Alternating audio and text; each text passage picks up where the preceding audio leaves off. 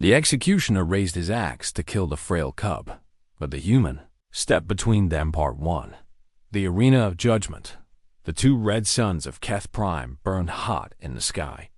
The air was dry and full of dust. Below the suns, in the center of the great city, stood the Arena of Judgment. It was an old place, a place of death.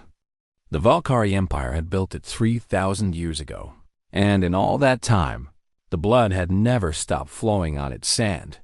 Yuna wiped the sweat from her face and pushed through the crowd. She was human, one of the few in this part of the galaxy. Her skin was brown, her hair black and cut short for practicality. She was small compared to most aliens here. Small and soft and easy to ignore. That was how she had survived for 7 years since her research ship crashed on this miserable world that the drums were calling. When the drums called, everyone had to come to the arena.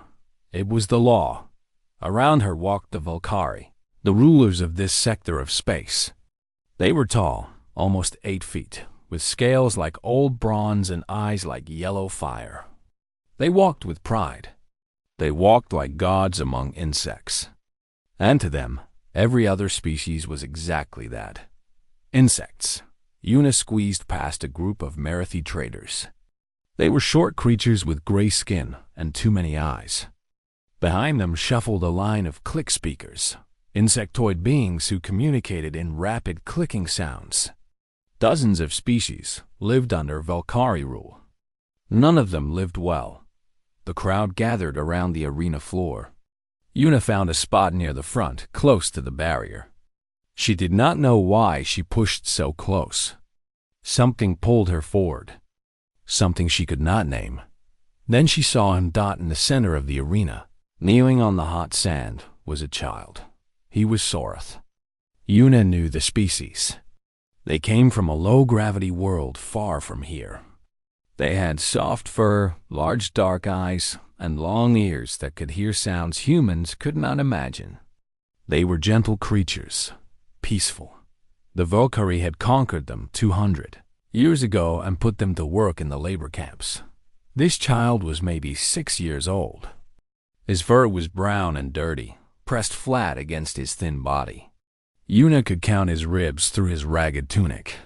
His ears drooped low. His large eyes stared at the ground. He was not crying. He was too scared to cry. Above him stood the executioner. His name was Korath. Yuna had heard stories about him. He was old for a Valkyrie, his scales scarred from 100 battles. In his hands, he held a massive axe. The blade was curved and sharp. It caught the red sunlight and turned it into something that looked like fire. A voice boomed across the arena. It was the Arbiter, an elderly Valkyrie in ceremonial robes, reading the charges from a floating platform. The accused is called Taiho, of the Sorath Labor Designation Camp 7. He is charged with theft. He stole medicine valued at 12 credits from a Valkyrie supply station. The evidence is clear. The confession has been recorded. Yuna felt her stomach turn cold. 12 credits. The child had stolen medicine worth 12 credits. The penalty for theft, the Arbiter continued, is death. The crowd murmured. Not in anger. Not in protest. They murmured in anticipation. They had come to see blood. They had come to be entertained. Yuna looked at the child again. Taiho. That was his name. Taiho. He was shaking now. His small paws gripped his knees. He looked up at the axe above him, and in his eyes, Yuna saw something that broke her heart. Acceptance. He had accepted that he was going to die. A 6-year-old child had accepted death. Because he had tried to save his mother. Yuna had heard about the wasting plague in the camps. It killed slowly and painfully. The Valkyrie did not waste medicine on slaves. If you got sick, you died. Simple as that. This little boy had watched his mother getting weaker every day. He had watched her cough blood. He watched her fade away. And he had done the only thing a child could do. He had tried to help. Now he was going to die for it. Executioner raised his axe. The crowd fell silent. The red suns burned. And something inside Una snapped. She did not think. She did not plan. Her body moved on its own. She grabbed a barrier with both hands and threw herself over it. Her feet hit the sand. She ran. She ran faster than she had ever run in her life. The axe began to fall. Una threw herself between the blade and the child. She stood there, arms spread wide, looking up at the executioner. The axe stopped just above her head. She could feel the wind from its descent. She could see her own reflection in the blade. The arena went completely silent. Korath stared down at her. His yellow eyes were wide with shock. In 300 years of executions, no one had ever done this. No one had ever been stupid enough to interfere with Valkyrie justice. "Move," he growled. His voice was deep and rough, like stones grinding together. "Move, vermin. This does not concern you." Una's heart was beating so hard she thought it might explode. Her legs were shaking. Every part of her screamed to run away, to apologize, to survive. But she thought of Taiho behind her. She thought of his thin body and his sad eyes. She thought of his mother dying in a camp while her son knelt in the sand waiting to die. She did not move. "I invoke the right of substitution," she said. Her voice was small. It cracked in the middle, but it carried across the silent arena like thunder. The crowd gasped. Somewhere, someone dropped something. The sound echoed in the stillness. Even Korath hesitated. The right of substitution. It was an old law, ancient even by Valkyrie standards. Una had read about it in the archives during her years of survival. Any free being could offer themselves in place of the condemned. But there was a cost. You had to prove your life was worth more than the one you tried to save. If you failed, you died too. And your death would be slow. The arbiter descended from his platform. His old scales were faded gray, his movements slow and careful. He stopped in front of Una and studied her with eyes that had seen 10,000 executions. "You understand what you invoke, human?" he asked. His voice held no emotion. "You must prove worth. If you fail, you die alongside the cub. And your death will be prolonged." Una swallowed hard. "I understand." Behind her, she heard a small sound. She turned her head slightly and saw Taiho looking up at her. His large dark eyes were filled with confusion, with wonder, with the smallest spark of something that might have been hope. No one had ever stood for a Sorth. Before that, no one had ever stood for anyone. Una turned back to face the arbiter. "What value do you offer?" he demanded. And Una realized she had no idea what to say next. The executioner raised his axe to kill the frail cub, but the human stepped between them. Part 2. The challenge, the silence in the arena, was so complete that Una could hear her own heartbeat. It sounded like war drums in her ears. The arbiter stood before her, waiting. The executioner stood behind her, his axe still raised. And somewhere at her back, a small child waited to learn if he would live or die. Una's mind raced. What did she have? What could she possibly offer an empire that owned half the galaxy? She had no money. She had no power. She had no connections. She was just a scientist, a researcher who had spent 7 years surviving on scraps and traded salvage. Scientist. The thought hit her like lightning. "I am a xenobiologist," she said.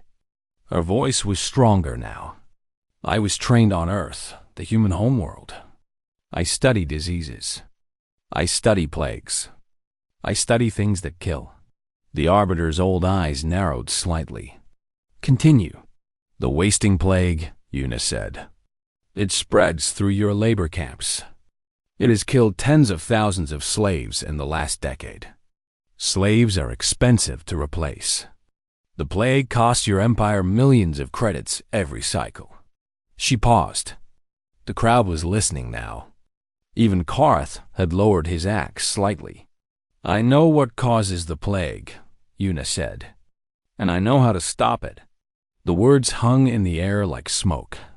For a long moment, no one moved. No one breathed. Then the murmuring began. It spread through the crowd like fire through dry grass.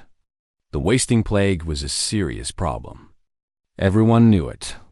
The labor camps were the backbone of the Valkyrie economy. Every slave who died was money lost. Every camp that got infected was production stopped. The Arbiter raised one clawed hand, and the crowd fell silent again. "This is a bold claim, human," he said slowly. "If you lie, your suffering will become legend. We have ways of making death last for days, for weeks. Do you understand this?" Una felt cold sweat running down her back. "I understand. Very well." The Arbiter turned to face the crowd, to face the watching nobles in their expensive seats high above the arena floor. "The human has invoked the right of substitution. She claims knowledge of value to the Empire. She will be tested." He turned back to Una.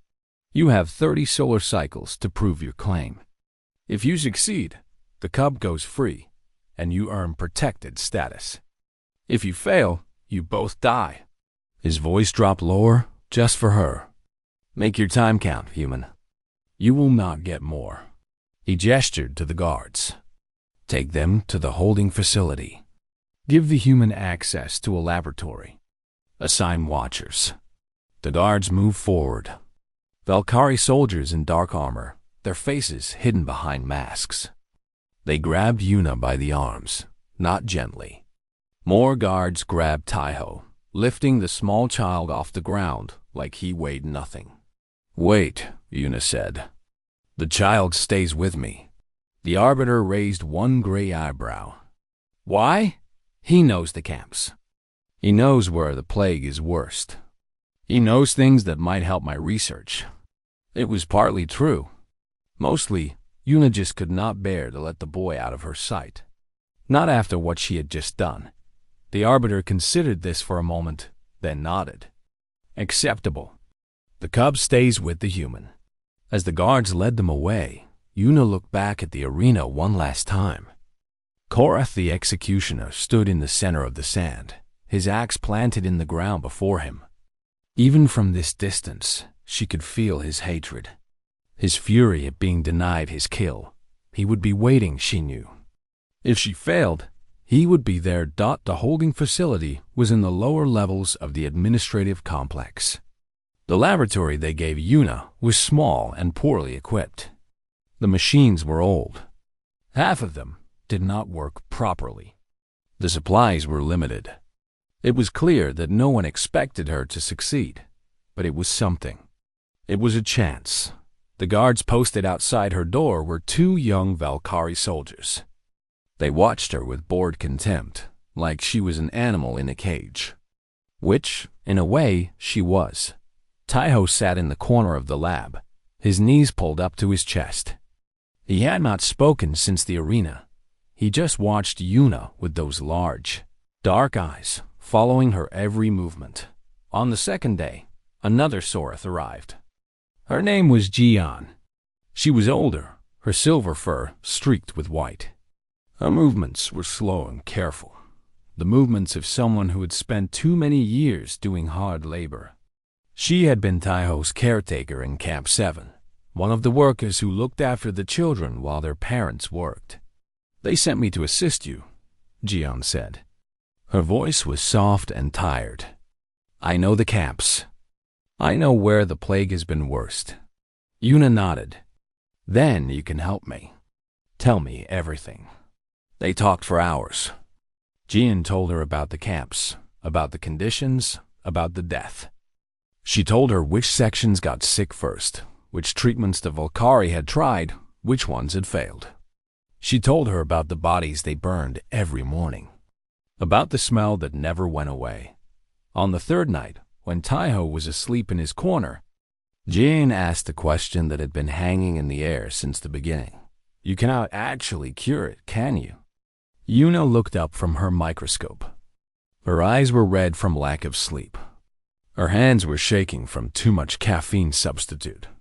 "I do not know," she admitted. "The plague is similar to something we had on Earth long ago. A bacterial infection that killed millions before we found the cure. But similar is not the same. I am working with alien biology, alien pathogens. I am guessing as much as I am researching." Ji-yeon was quiet for a moment. "Then why did you do it? Why did you risk everything for a child you do not know?" Yuna leaned back in her chair. She thought about the question. She thought about her home, so far away. She thought about everything she had learned growing up, everything her parents had taught her. "On Earth," she said finally, "we have a saying.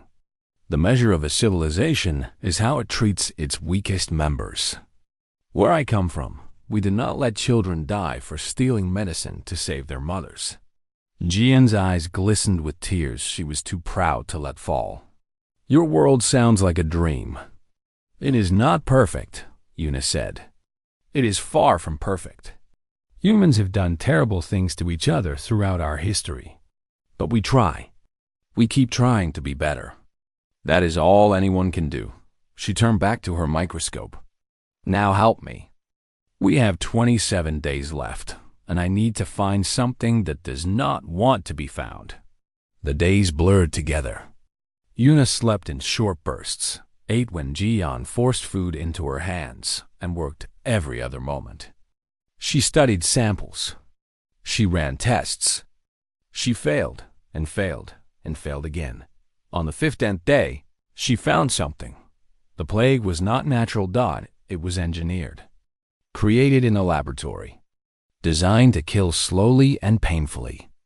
Designed to target specific genetic markers found in slave species. Someone had made this plague on purpose. And if someone had made it, that meant someone had the cure. Yuna stared at her findings, her heart pounding. 15 days left. And now she knew the truth was out there. She just had to find it before time ran out. The executioner raised his axe to kill the frail cub. But the humans stepped between them. Part 4. The truth buried in blood. The alarms screamed through the corridors like angry beasts. Red lights flashed against the walls. The sound was everywhere, filling every corner, making it impossible to think. Yuna ran. She ran faster than she had ever run before, her lungs burning, her heart pounding. Behind her, Ji-ho's heavy footsteps echoed off the metal walls. He was too big for these narrow tunnels, his shoulders scraping against the pipes and cables. "They know we are here," he said. "Someone must have triggered a sensor. Can we still make it back?" "Maybe, if we are fast." They were not fast enough. The guards were waiting at the intersection ahead. 3 Valkyrie soldiers in full armor, their weapons raised and glowing with deadly energy. Their masks hid their faces, but their posture said everything. They had come to kill. "Stop." The lead guard commanded. "Surrender or die." Ji-ho stepped in front of Yuna. He was not wearing armor. He was not carrying a weapon. But he stood like a wall between her and death. "Run," he said over his shoulder. "Take the left tunnel. It goes to the lower levels. I will hold them here. They will kill you. Probably." Ji-ho pulled a maintenance tool from his belt. It was not a weapon, but in the hands of a desperate man, anything could become dangerous. "But I am already a traitor. My life is over." "Yours is not." The guards began to advance. "Go!" Ji-ho roared. Yuna ran. She hated herself for it. She hated leaving him behind.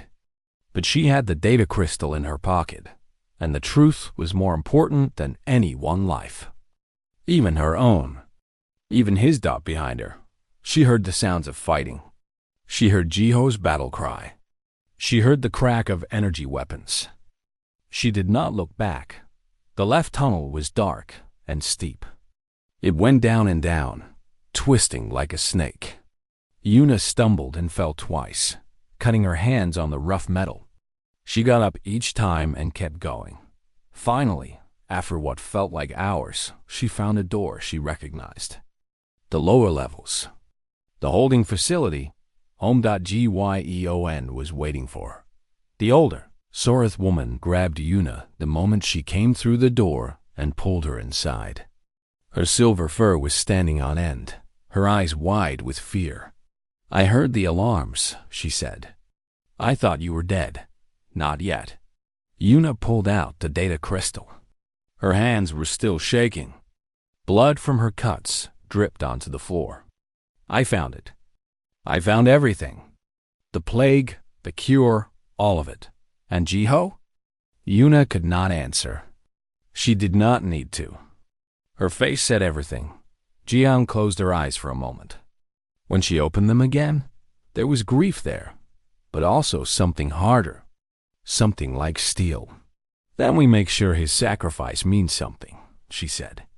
"What do we do now?" Yuna walked to her terminal and began to work.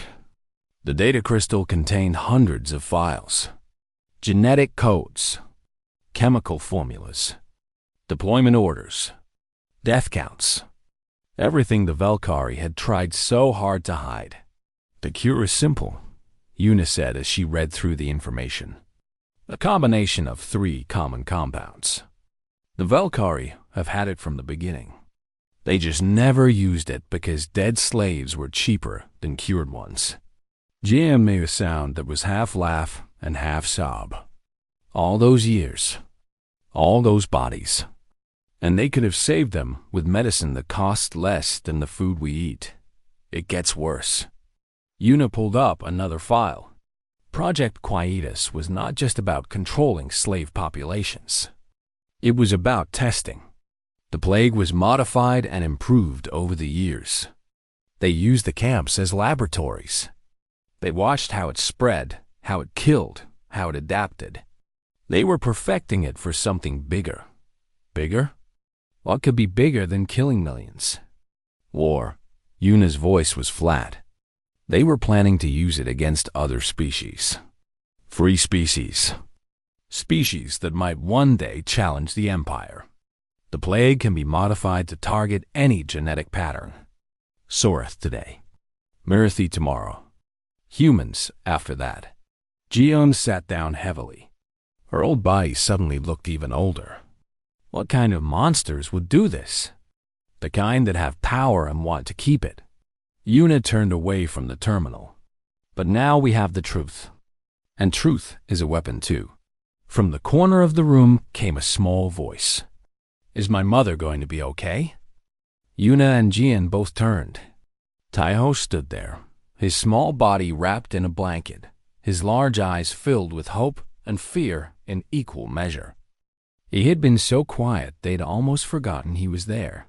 Yuna knelt down to meet his eyes. "Yes," she said. "Your mother is going to be okay. I promise." It was a dangerous promise. She still had to survive the next 12 days. She still had to present her evidence. She still had to convince an empire of monsters to save the people they had been killing for 30 years. But looking at Taiho's face, she knew she would burn down the galaxy before she broke that promise. The next 12 days were the hardest of Yuna's life. The guards who came to replace Jiho were not friendly. They watched her with suspicion and hatred. News had spread about the break-in at the archives, about the traitor guard who had helped the human prisoner. No one knew exactly what had been taken, but everyone knew something had happened. Yuna worked openly now. She synthesized the cure from the formula in the files. She tested it on samples. She documented everything with careful precision. When the new guards demanded to know what she was doing, she told them the truth. "I am saving your empire's slaves," she said, "and your economy, and possibly your future. You should thank me."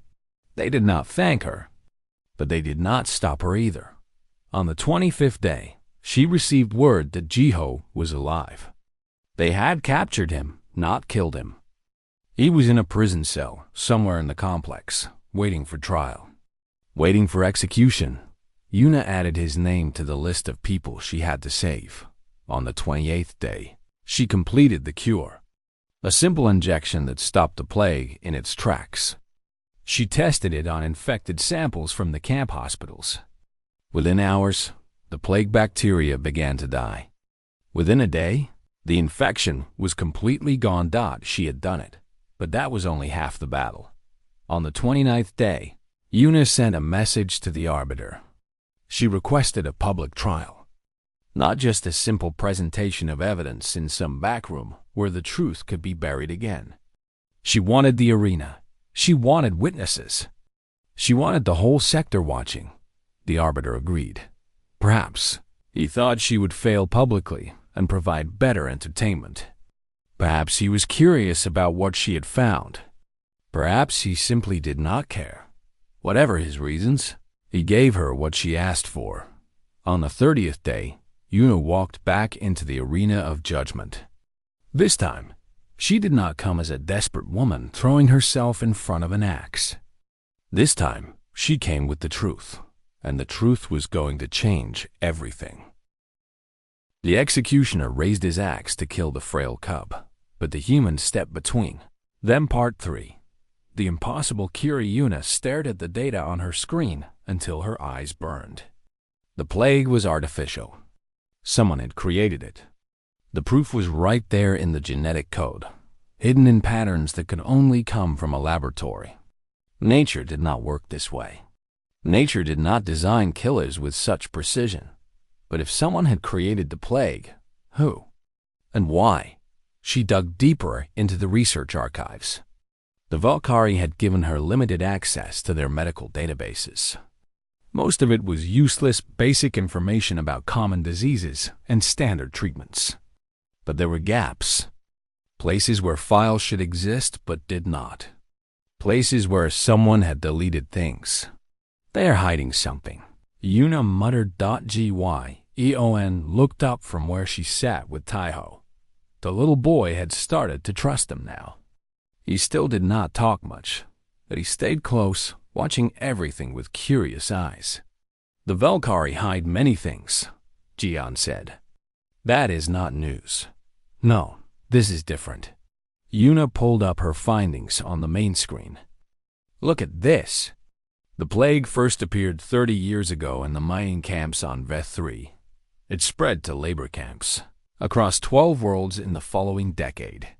Millions died. But here is the strange part. She highlighted a section of the data. Every time the plague appeared in a new location, it appeared suddenly, completely, like someone had dropped it there. Natural plagues do not work like this. They spread slowly. They mutate. They leave trails. This one just appears. Jian's eyes widened. You are saying someone spread it on purpose? I am saying someone deployed it on purpose. Like a weapon. The room went very quiet. Taiho had stopped playing with the small toy Jian had made for him. He was listening now, his large ears turned toward them. A weapon against who? Jian asked. Against the slaves? I do not know yet. Una rubbed her tired eyes. But if this is a weapon, then there must be a defense against it. A cure. No one makes a weapon without making a way to protect themselves from it. She stood up and began to pace. The small laboratory felt like a cage. The guards outside the door were a constant reminder that she was running out of time. The cure exists somewhere, she said. I am sure of it. But it is not in any database I can access. Which means it is classified. Hidden in the restricted archives. The central archives, Jian said quietly. On the upper levels. Only high officials can enter. Then I need to find a way in. It was impossible, of course. The central archives were in the most secure part of the complex. Armed guards. Security systems. Genetic scanners. A small human woman with no weapons and no authority could never get inside. But Una had learned something in her 7 years of survival. Impossible was just a word people used when they did not want to try.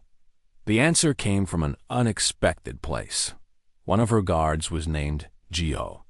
He was young for a Volcari, barely an adult by their standards.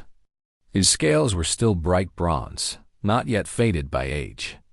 He spent most of his shifts watching Yuna work through the glass window of her laboratory. On the 18th day, he spoke to her for the first time. "The plague killed my sister." Yuna looked up, surprised. Guards did not usually talk to prisoners. It was against regulations. Jiho stood in the doorway, his posture stiff and formal, but his voice was soft. She was a medic. She worked in Camp 12. She spent too much time with the sick ones. She caught the plague and died in 3 weeks. "I am sorry," Yuna said. And she meant it. "They told us it was natural," Jiho continued. "They told us there was no cure. They told us she was just unlucky." His hands clenched into fists at his sides. Was that a lie? Yuna considered her options. She could stay silent. She could protect herself. She could avoid the risk. But she looked at this young soldier, this child who had lost his sister to something that should not exist. And she saw the same confusion and pain she had seen in Taiho's eyes. "Yes," she said. "It was a lie." Jiho was quiet for a long time. His yellow eyes stared at the floor. When he finally looked up, something had changed in his face. Something had hardened. "What do you mean?" he asked. Yuna told him everything.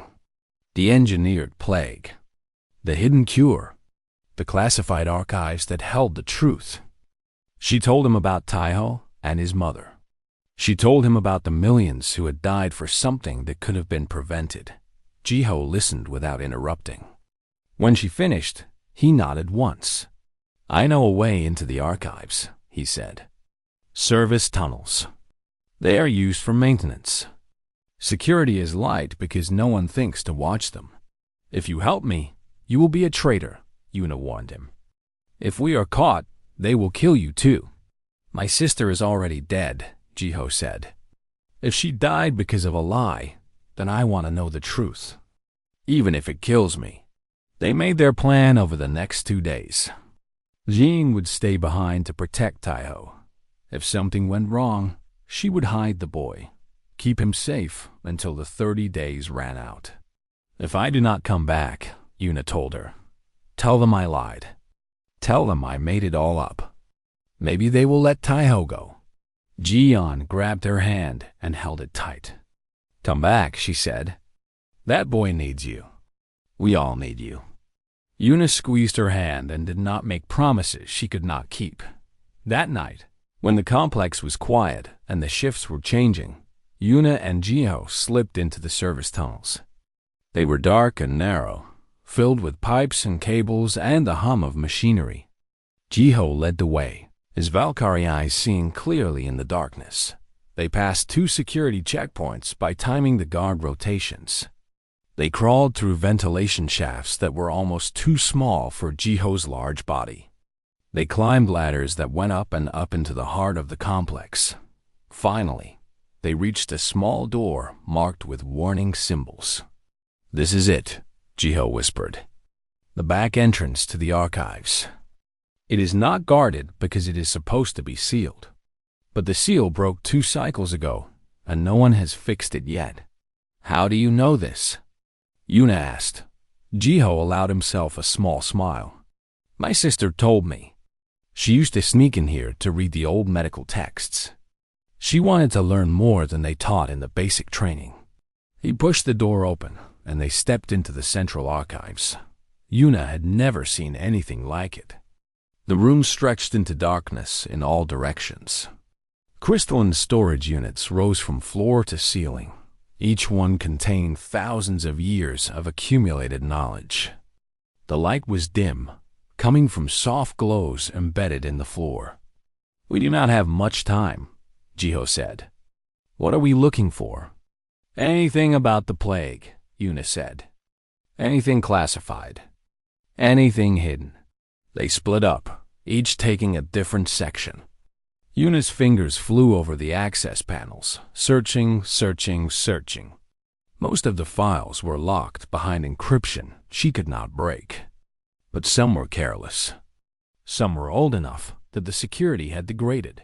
She found what she was looking for in a forgotten corner of the military section. Project Quietus. She opened the file and began to read. With every line, her horror grew. With every page, her anger burned hotter. The plague was not just a weapon. It was a tool. The Valkyrie had created it themselves, based on research from a conquered species. They had deployed it in their own camps against their own slaves. Whenever the populations grew too large or too troublesome, the cure had existed from the very beginning. They had let millions die for economics, for control, for power. Yun downloaded everything to a portable data crystal. Her hands were shaking so hard she almost dropped it twice. I found it, she called softly to Jiho. I found everything. Let us go. They were halfway back to the service tunnel when the alarms began to scream. The executioner raised his axe to kill the frail cub, but the human stepped between. Then Part 5. The human who would not kneel. The arena of judgment was packed with more beings than Yuna had ever seen in one place. They filled every seat, every standing space, every balcony. Valkyrie nobles sat in their gilded boxes high above the floor, their scales polished and their robes gleaming with wealth. Common soldiers stood along the walls, their faces hidden behind masks, but their attention fixed on the center of the arena. Slaves had been brought in to watch from the lowest sections, packed together like animals, forced to witness whatever was about to happen. And above everything, watching through cameras and satellite links, was the entire sector. The trial had been broadcast to every world under Valkyrie control. Billions of beings were watching. Yuna stood in the center of the sand, just as she had 30 days ago. But everything else was different. This time, she was not alone. Taiho stood at her side, his small paw gripping her hand so tight it hurt. Jian stood behind them, her silver fur brushed clean for the first time in years, her head held high despite the trembling in her legs. Across from them stood the Arbiter on his floating platform. His old scales were gray in the harsh light, his eyes revealing nothing. And behind him, waiting with hungry patience, stood Korith, the executioner. His axe was freshly sharpened, his scarred face twisted into something that might have been a smile.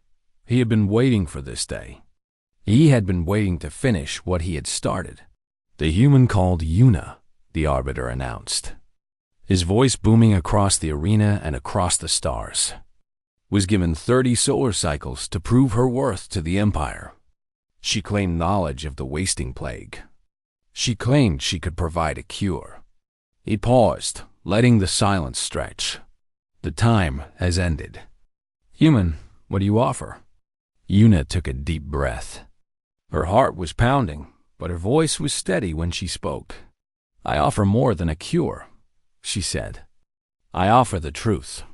She pulled the data crystal from her pocket and activated it. Holographic images exploded into the air above the arena, filling the space with documents, charts, genetic codes, and death statistics. The crowd gasped as the information surrounded them. The wasting plague was never a natural disease, Yuna said, her voice carrying to every corner of the arena, to every screen across the sector.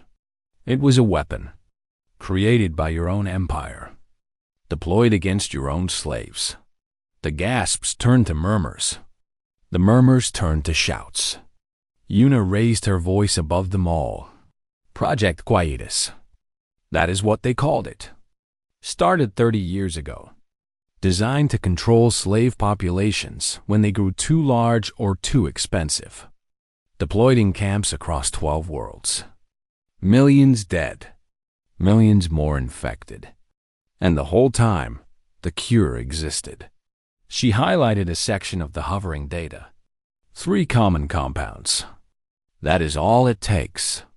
The Valkyrie government has had this formula since the beginning. They chose not to use it because letting slaves die was cheaper than saving them. The arena erupted. Valkyrie nobles shouted at each other. Soldiers shifted uncertainly. And in the lower sections, the slaves began to make sounds that were not quite words.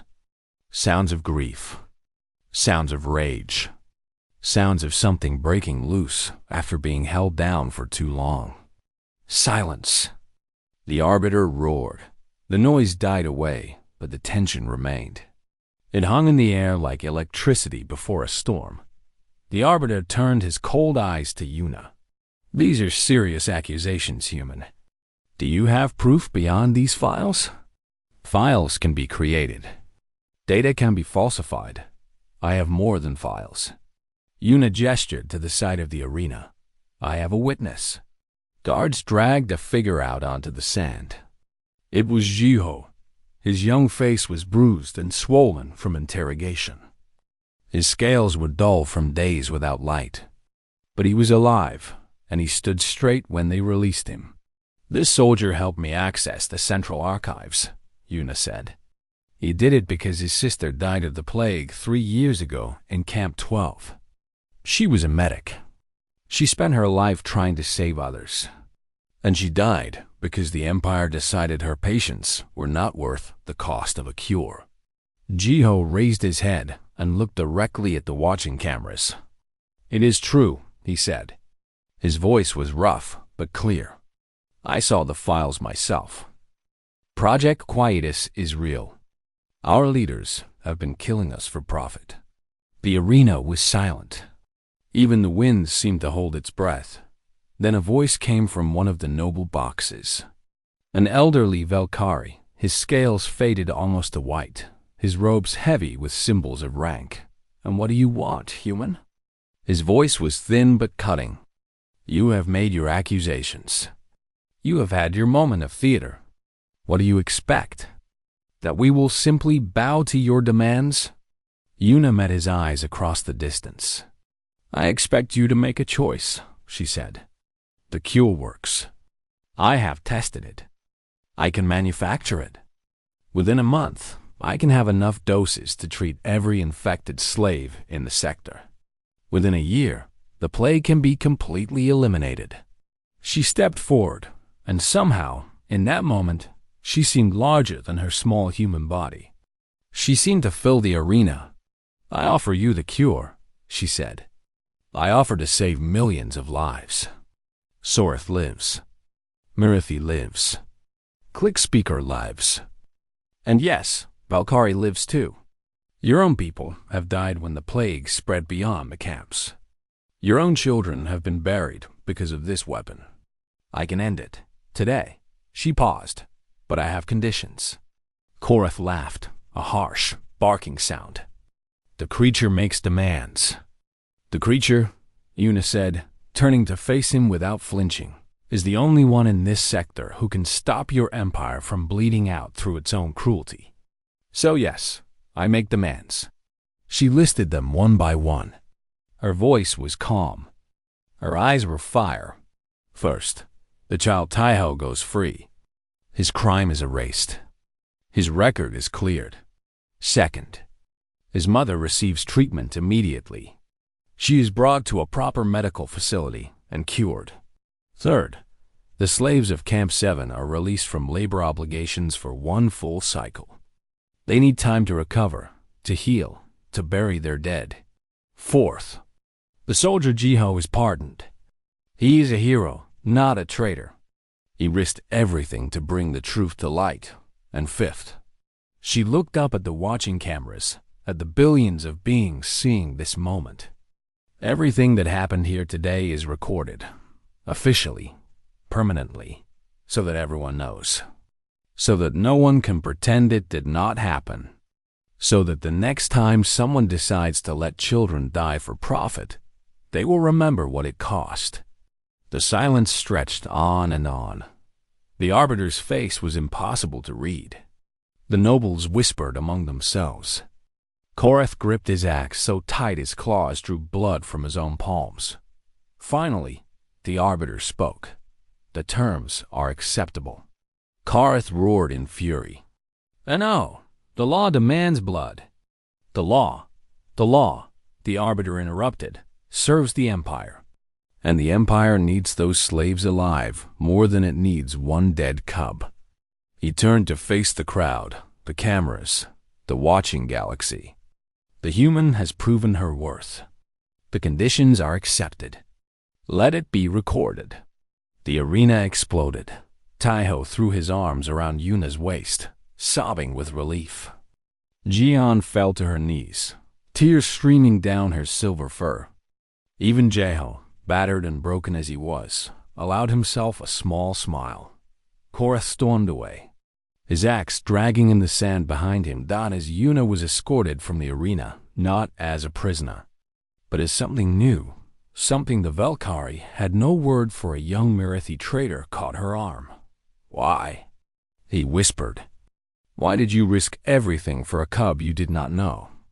Yuna looked back at Taiho. The little boy was clinging to Jian's hand, his tail wagging for the first time since she had met him. His mother would be cured by nightfall.